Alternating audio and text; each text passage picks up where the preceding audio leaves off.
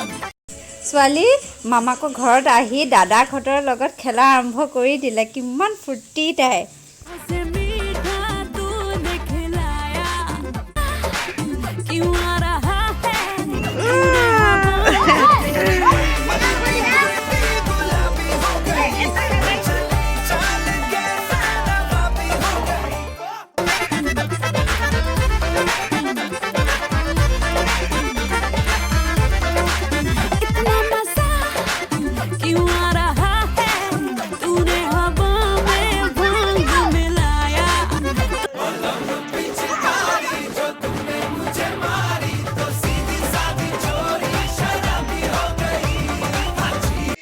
প্ৰত্যেক বছৰে আমাৰ বুঢ়া নামঘৰৰ ৰাইজসকলে প্ৰত্যেকৰ ঘৰে ঘৰে গৈ গৈ হোলী গায় আৰু আমি তেওঁলোকৰ পিছে পিছে সদায় দৌৰি দৌৰি যাওঁ, ঘৰে ঘৰে হোলী গাওঁ।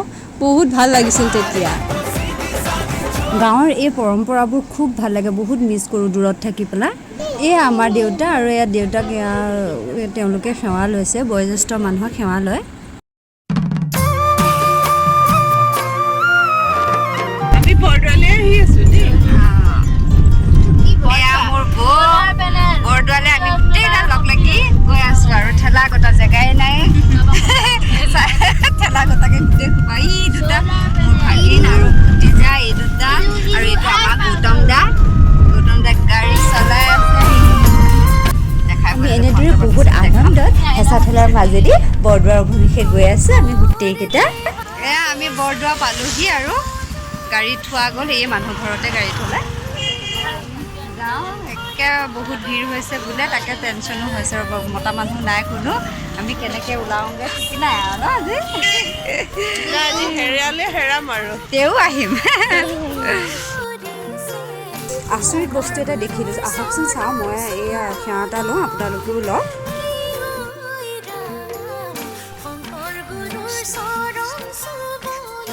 গাড়ী ইমান দূৰতে থ'ব লাগে, ইমান খোজকাঢ়িব লাগে। ইয়াতে বজাৰ ইয়াৰ পৰা আৰম্ভ হৈছে আৰু এইবিলাক ফুল। এই মেলাত সকলো বস্তুৱেই পোৱা যায়। আগতে সৰু থাকোঁতে এই মেলা চাবৰ কাৰণে উৎপাত লাগি থাকে। আমাৰ দা কটাৰীৰ পৰা ধৰি একেবাৰে এইবিলাক পাতিৰ বেগ।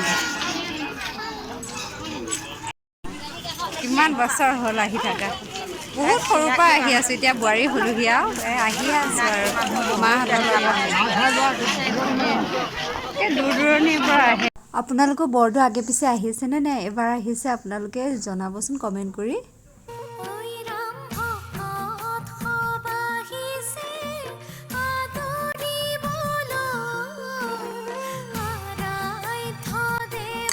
আজি 8 তাৰিখে আপোনালোকে বৰদোৱা কোনোবা আহিছেনে?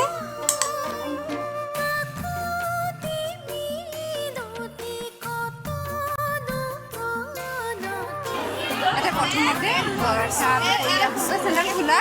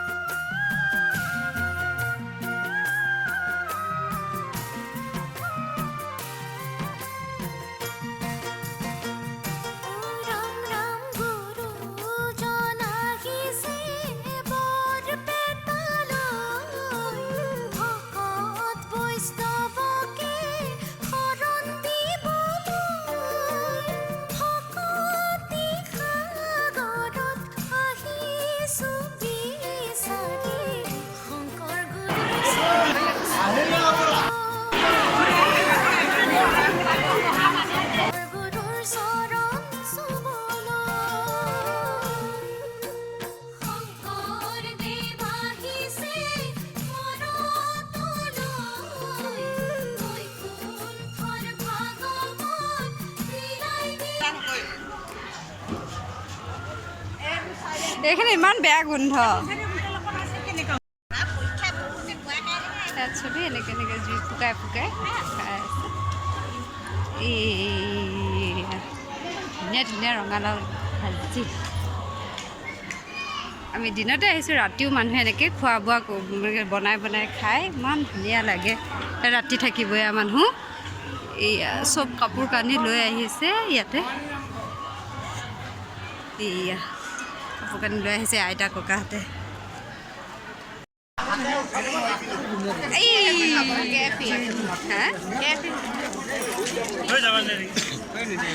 এয়া বজাৰতে আহি আছোঁ।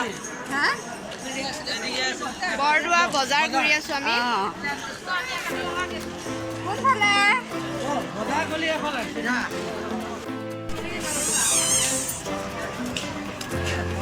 কৈ দিওঁ ইমান ধুনীয়া ধুনীয়া ইয়েৰিং আছে। 100 টকা চব। Fix rate.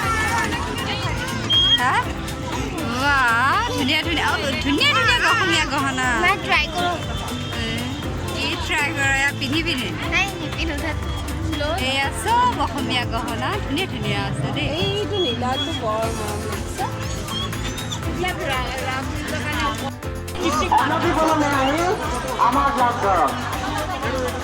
কেনেকুৱা পোহৰ এখন নীলা কাপোৰ দি দিছে যে।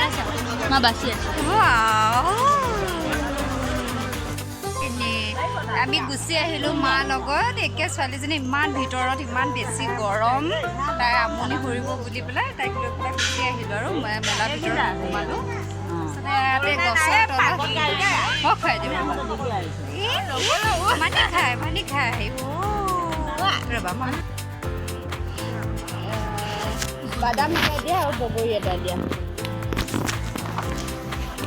আমাৰ ছোৱালী ভিডিঅ' কৰিছে।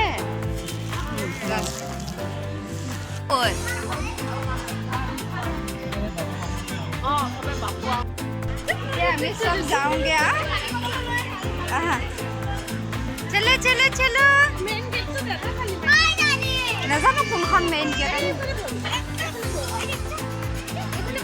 এতিয়া ঘৰলৈ গমন একেবাৰে ছোৱালীক লৈ আকৌতো ঘূৰিব কৰিব অসুবিধা।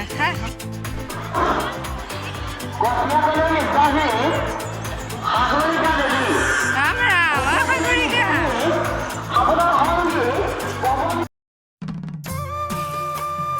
এয়া চাকি বন্তি জ্বলাই আছে ইমান ধুনীয়াকৈ। ওম কৃষ্ণ।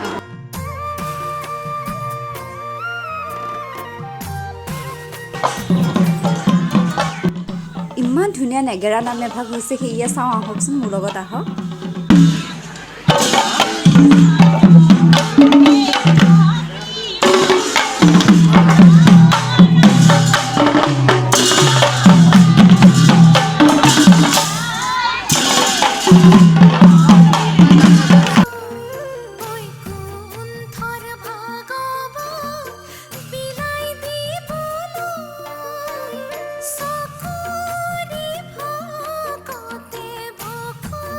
এইটো হৈছে নাটঘৰ। এয়া মানুহ ৰাতি ইয়াতে থাকিব। এয়া কৃষ্ণ, এয়া আইসকল বোপাইসকল ইয়াতে শুই আছে, ইয়াতে ৰাতি কটাব আৰু ধুনীয়াকৈ। এইটো হৈছে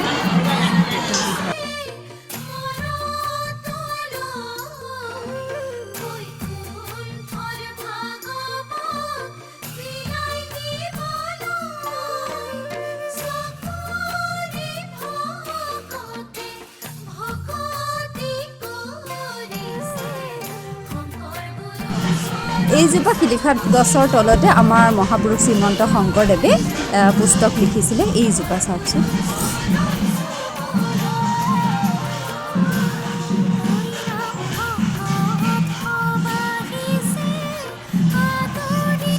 আহক এই মন্দিৰ ভাগতো এবাৰ সেৱা লওঁ।